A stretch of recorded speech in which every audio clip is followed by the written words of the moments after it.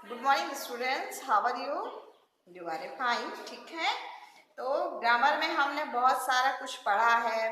शब्द हो गए, संज्ञा सर्वनाम भी हो गया, कहानी लेखन भी बताया मैंने आपको, और शायद आपको पत्र लेखन भी बताया। अब इसके बाद एक और पॉइंट रहता है हमारा, जो हमारे एग्जाम में आता है, वो क्या है? वृत्तांत लेखन। क्या आता है? वृत्तांत लेखन।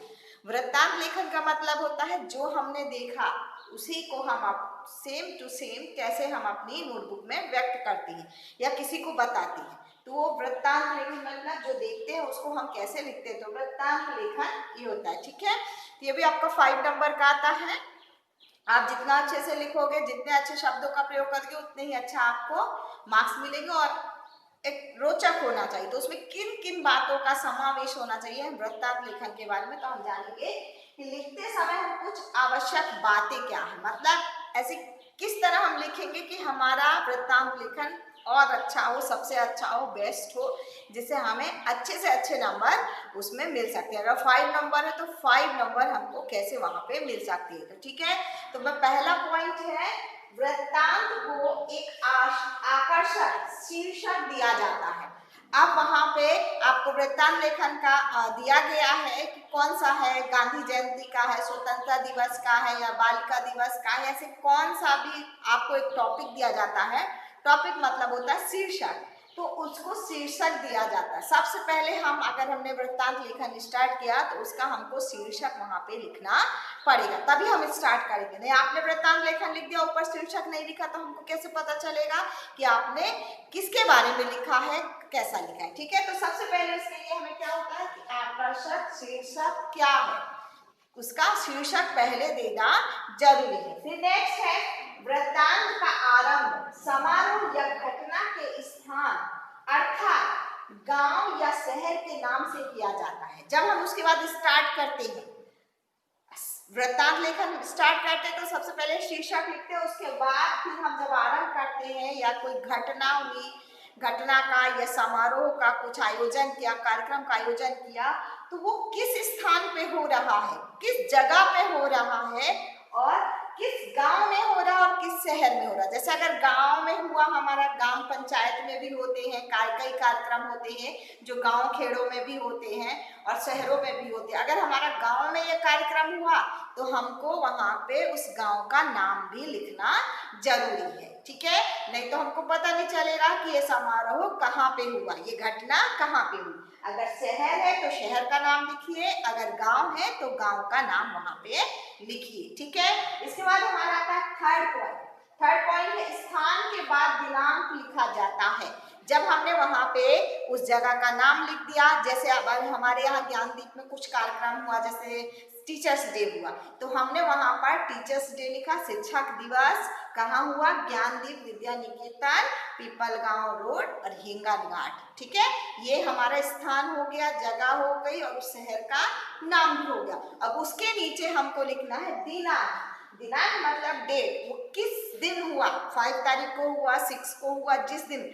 तो शिक्षक डे का तो पता ही कि 5 तारीख को होता है, कुछ हमें पता रहते हैं, लेकिन कुछ ऐसे होते हैं कार्यक्रम, जैसे एकदम से होते हैं, योगा दिवस होते हैं, या कुछ स्पेशल कुछ गेस्ट हमारा विज्ञान, आपके साइंस में जैसे साइंस का प्रोजेक्ट हुआ तो साइंस के में हमने एग्जीबिशन रखा था, टाइम किसी भी दिन रख सकते हैं, तो वो दिन आपको वहां पर डालना पड़ेगा, ठीक है। जैसे गैदरिंग भी होती है, हमारी गैदरिंग भी पता है कि आगे पीछे टाइम हो जाता है ना, डेट हो जाता है, जैसे 26 को नहीं तो 27 को, तो आपको 27 तारीख वहां पे डालनी पड़ेगी। तो स्थान के बाद दिनांक लिखा जाता है जहाँ पे, ठीक है। फिर इसके बाद आता है फोर्थ वाला ऑप्शन, उसके बाद कौन सा समारोह किस विद्यालय में किस समय बनाया गया, इसका उल्लेख किया जाता है। मतलब हमने वो समारोह कब बनाया, वृत्तांत लेखन में जो हमने घटना या समारोह लिखा, तो वो किस विद्यालय में बनाया। जैसे मैंने अभी आपको बताया कि ज्ञानदीप विद्यालय में, अगर नहीं है किसी दूसरी जगह बनाते, हम गांव खेड़े के गांव के विद्यालय में बनाते, तो उस विद्यालय का वहां पे नाम आपको लिखना जरूरी है। तो उसके बाद समारोह किस विद्यालय में किस समय हुआ, समय भी होता है, कभी सुबह भी बनाया जाता है, कभी दोपहर को होता है, कुछ कुछ कार्यक्रम हमारे रात को होते हैं, तो वहां पर हमको उसका टाइम भी डालना जरूरी है, ठीक है। तो इसका भी उल्लेख किया जाता है। नेक्स्ट है फिफ्थ वाला, फिर समारोह घटना या कार्यक्रम का यथार्थ, यथार्थ मतलब सच्ची, सच्ची, सच्ची, यथार्थ जो हम आंखों के सामने देखते हैं। यथार्थ मतलब जो आंखों के सामने देखते, प्रत्यक्ष देखते हैं, हमारे आंखों के सामने घटित होता है जो, उसको क्या बोलते हैं, यथार्थ बोलते हैं। यथार्थ क्रमबद्ध, क्रमबद्ध मतलब लाइन से, पहले अतिथि आए, फिर इसके बाद हमने उनका स्वागतम किया, फिर इसके बाद उनको हमने बैठाया, फिर इसके बाद फिर हमने बोलना शुरू किया। तो इस तरह क्रम बाई क्रम हमको वहां पर वाक्य लिखने हैं। ये नहीं बोलेंगे कि हमने समारोह पहले खत्म कर दिया और बाद में अतिथि हमारे आए, तो मतलब ये क्या हो गया, उल्टा सीधा हो गया, हमारा क्रम कैसे हो गया, बिगड़ गया। ठीक है, तो हमको क्रमबद्ध भी लिखना है, मतलब 1 बाय 1 स्टेप लिखना है। ठीक है, और ससूत्र और संक्षिप्त परंतु रोचक वर्णन किया जाता है। ससूत्र मतलब लाइन से, सूत्रों के द्वारा कि ये हुआ, ऐसा कार्यक्रम हुआ। इसके बाद है संक्षिप्त, और ज्यादा बड़ा भी नहीं, पता चला निबंध लिखने बैठ गए आप, निबंध नहीं लिखना, हमको वृत्तांत लेखन लिखना है।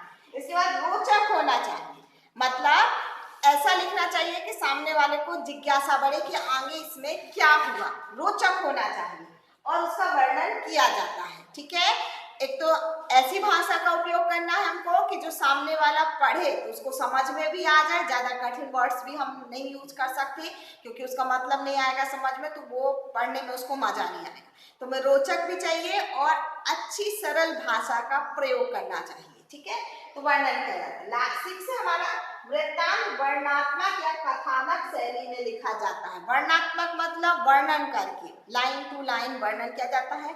कथा मतलब कथा के द्वारा, जिस तरह हम कहानी लेखन लिखते हैं उसी तरह हम वृत्तांत लेखन भी लिखते हैं कि कथा के द्वारा जैसे ऐसा लगे कि वो कहानी पढ़ रहा, वृत्तांत लेखन नहीं पढ़ रहा, उसको लगे कि हम ये कहानी पढ़ रहे।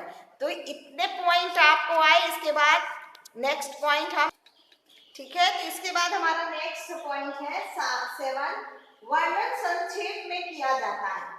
वर्णन, जैसे हम कुछ वृत्तांत लेखन लिखते हैं तो संक्षेप में लिखते हैं, लिखते अच्छा है और संक्षेप में लिखते हैं, थोड़ा कम लिखते हैं, कि क्योंकि दैनिक समाचार पत्र में अनावश्यक विस्तार, लंबे चौड़े पांडित्यपूर्ण अधिक स्थान नहीं दिया जाता। जब हम बहुत ज्यादा बड़ा लिखेंगे तो समाचार पत्र जो होता है, हमारा अखबार होता है, न्यूज़पेपर, तो उसमें ये सब बातों को ज्यादा बड़े को ध्यान नहीं दिया जाता, वो उसमें छापते भी नहीं है, वो छापते हैं शॉर्ट में जो लिखा हुआ हो। वृत्तांत मतलब मिनिमम इतना रहता है, आप थोड़ा सा एक कॉर्नर में लिखते हैं, तो इसलिए हमें उसका वर्णन संक्षेप में किया जाता है। और ज्यादा हमको ये पंडितपूर्ण, पांडित्यपूर्ण मतलब होता है जैसे पंडित बहुत बड़ी लंबी लंबी बातें करते हैं ना, और बहुत सारी वर्णन करते हैं, पहले वो संस्कृत में बोलेंगे फिर उसका विस्तार बताएंगे, तो ये सब चीजें नहीं, सिर्फ सिंपल में उसका संक्षिप्त में आंसर क्या है वही चाहिए हमको। इसलिए अगर हमने बहुत बड़ा उस तरह लिखा तो वो उसमें हमें समाचार पत्र में वो हमारा छपेगा नहीं, उसको हमको शॉर्ट में ही थोड़ा सा संक्षिप्त में शॉर्ट में लिखना पड़ता है।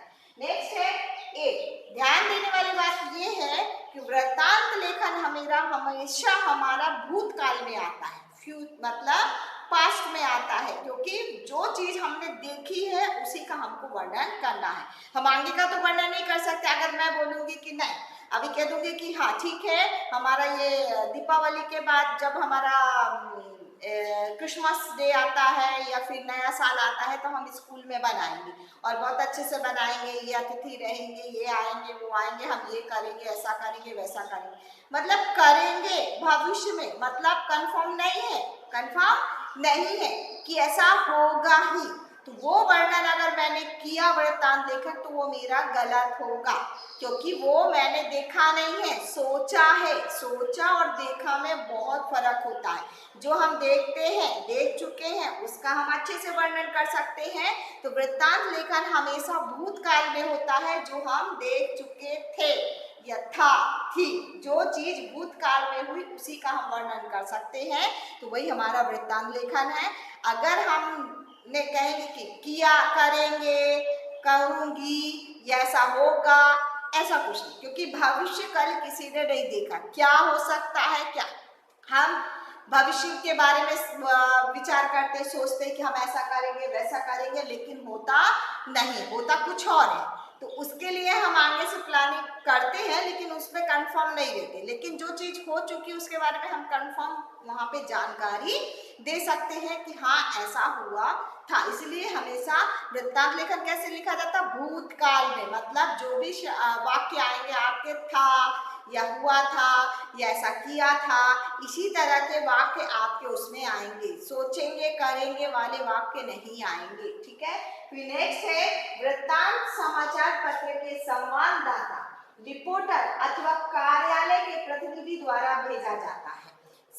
वृत्तांत लेखन जो भी समाचार में जो छपते हैं तो उसमें संवाददाता मतलब जो संवाद लिखता है। रिपोर्टर क्या है, रिपोर्ट देता है कि ऐसा ऐसा हुआ था, और उसको संवाद क्या देता है, संवाददाता देता है, मतलब संवाद लिखता है, डायलॉग्स लिखता है। और कार्यालय में देता है, कार्यालय प्रतिनिधि मतलब जो वहां का समाचार पत्र छापने का जो मैनेजर रहता है उसको देता है। फिर वो चेक करता है कि इसको छापना है कि नहीं छापना है।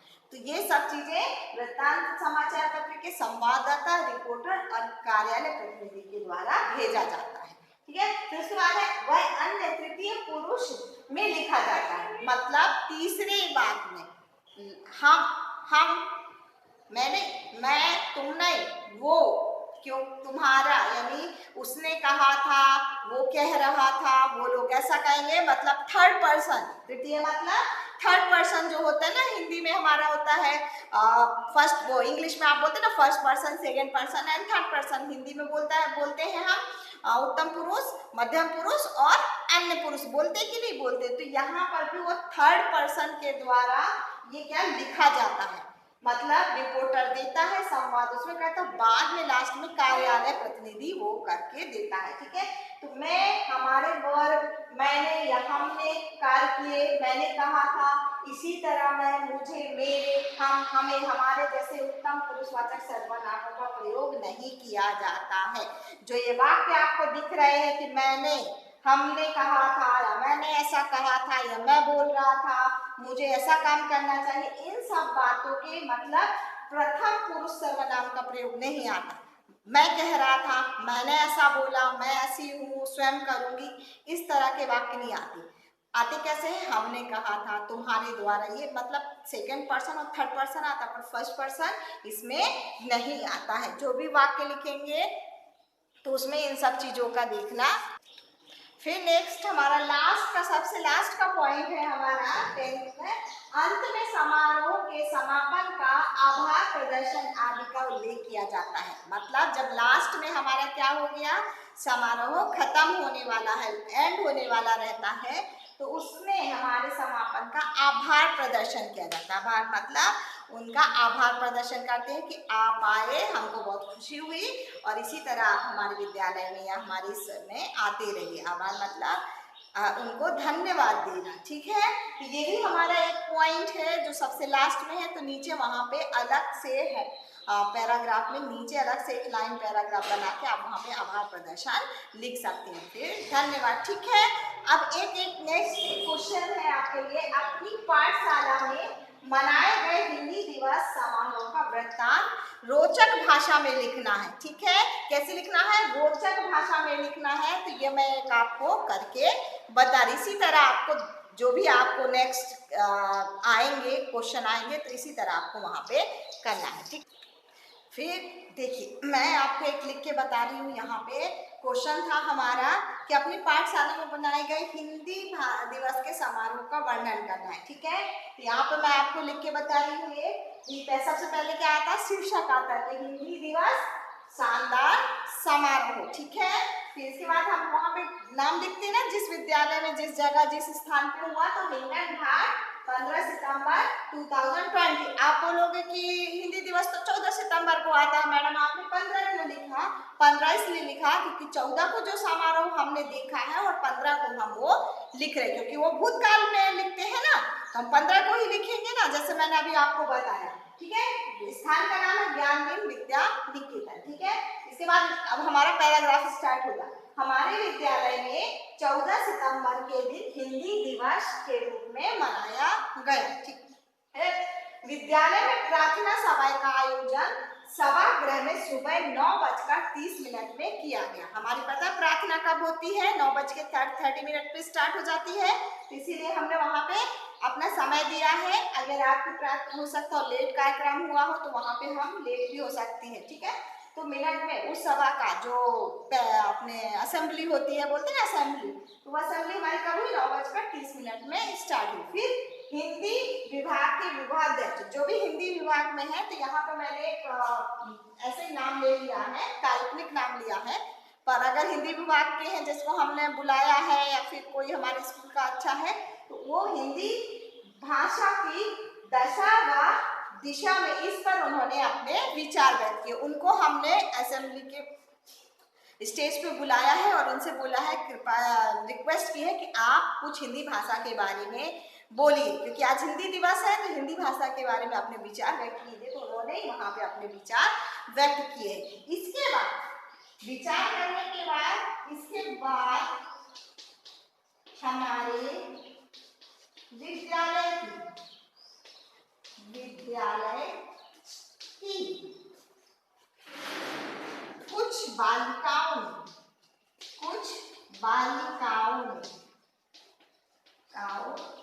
ने क्या गाना प्रस्तुत किया।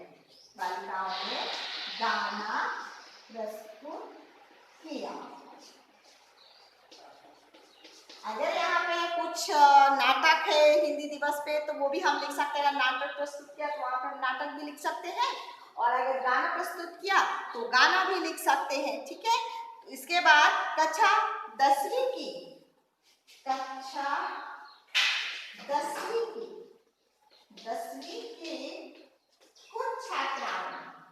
कुछ छात्राओं ने, मतलब यहाँ पे बॉयज और गर्ल्स दोनों हो गए, तो छात्र और छात्राओं ने एक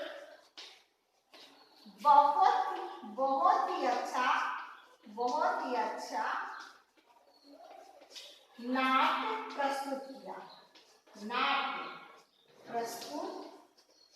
किया। नाट्य मतलब पता है, अभी जो मैंने बताया, नाट्य प्रस्तुत किया मतलब एक उन्होंने नाटक बनाया जो वहां पे उन्होंने प्रस्तुत किया, ठीक है। तो ये 10वीं क्लास के जो हमारे बच्चे हैं, तो उन्होंने, क्योंकि वो बड़े होते हैं तो उनको कोई बताने की जरूरत नहीं, तो उन्होंने अपने से ही एक डांस वो नाटक प्रस्तुत किया। तो ये भी हम वहाँ पे वर्णन कर सकते हैं। इसके बाद नेक्स्ट हमारा है, ठीक है। तो इसके बाद है, फिर इस दिन विद्यालय के प्रधानाचार्य, अध्यापक, कर्मचारी जो भी वहाँ पे और भी काम करते हैं, टीचर्स के अलावा जो भी स्टाफ रहता है वो, और छात्र मतलब जो भी बच्चे हैं हमारे, उन्होंने क्या किया उस दिन आपस में हिंदी में ही वार्तालाप किया। वार्तालाप मतलब बातें करना। पूरे दिन वहाँ पे जो भी था, पूरा दिन उन्होंने हिंदी में ही बातें की, इंग्लिश और मराठी कम यूज किया, ठीक है। फिर लास्ट में हमें समापन करना है। तो अंत में हमारे छात्रों के लीडर, जो भी छात्र का हमारा लीडर चुना गया है, उसने इस समारोह का भावपूर्ण आभार प्रस्तुत किया, मतलब उसने अच्छे से अपने बातों से सबका धन्यवाद दिया और ये इस हमारे जो भी हिंदी दिवस का समापन किया, ठीक है। तो इसी से आपको एक होमवर्क है, तो आपको करना है। यहाँ पे मैं होमवर्क दे रही हूँ। तो ये मैंने टीचर्स डे में हिंदी दिवस में दिया, लिख के बताया। तो आपको इसी तरह आपको क्या लिखना है, टीचर्स डे, शिक्षक दिवस पर होमवर्क है ये, शिक्षक दिवस पर एक वृत्तांत लेखन लिखिए।